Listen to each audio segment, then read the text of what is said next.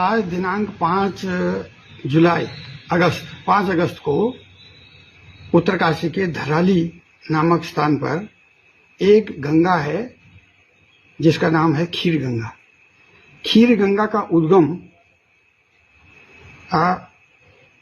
बहुत ही ऊंचाई से, जहां पर बर्फीला इलाका है, ये पूरा area slow colour covered area है। इसमें ग्लेशियर भी हैं छोटे छोटे, और इस ग्लेशियल एरिया में आप देखेंगे ये जो काले वाले दिखाई दे रहे हैं, ये यहाँ के पॉन्ड्स हैं, ये ग्लेशियल पॉन्ड्स हैं। ये अब इस समय क्या हुआ है कि ज्यादा बारिश के कारण और स्नो मेल्ट अधिक होने के कारण यहाँ पर क्या हो गया कि ये ताल, जितने भी ताल हैं ये भर गए, और इनमें से मुझे ऐसा लगता है कि कोई भी ताल एक टूटा होगा और उसने नीचे वाले ताल पर पुश किया और वो ताल भी टूटा, और ताल टूट करके सीधे ये एक साथ मलबा जो है ये पानी के साथ, ये ग्लेशिएटेड मोरेनिक मटेरियल है। इधर जो बोल्डर्स हैं, पेबल्स हैं, ग्रेवल्स हैं, ये वो पानी जो टूटा आया है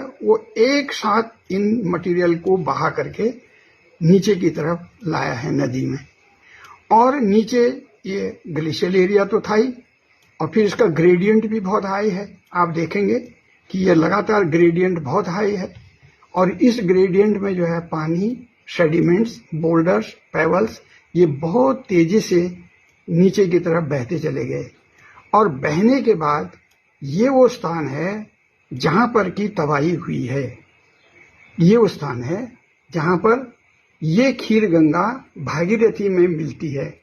अब पहले ही भागीरथी का पार्ट जो है, उसका बेड जो है इतना चौड़ा है, तो ये नदी जब यहाँ पर आई तो इसने यहाँ पर, ये धराली टाउन है, इस पर जो है यहाँ तबाही हुई है। अब मैं आपको बताता हूँ, किसी जमाने में ओरिजिनल कोर्स, ये नदी का कोर्स आपको सीधा दिखाई दे रहा है और आप कर्सर से भी देख रहे हैं, नदी का कोर्स यूं है, ऐसे ये।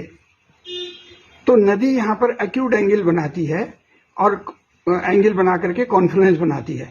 तो ये पूरा ये फ्लड प्लेन है।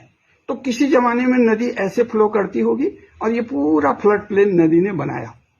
उसके बाद क्या हुआ, कालांतर में फिर एक दूसरा छोटा फ्लड आया। इस फ्लड ने इस कोर्स को यहां पर ब्लॉक कर दिया, जहां पर कि घर बने हुए हैं, इसको ब्लॉक कर दिया। तो इसको ब्लॉक करने के बाद नदी का कोर्स इधर को मुड़ गया, ये उल्टा हो, यहां उल्टी गंगा बह रही है, नदी उत्तर की तरफ बह रही है, अर्थात अपवर्ड की तरफ। तो ये ब्लॉक हो गया। तो इससे पहले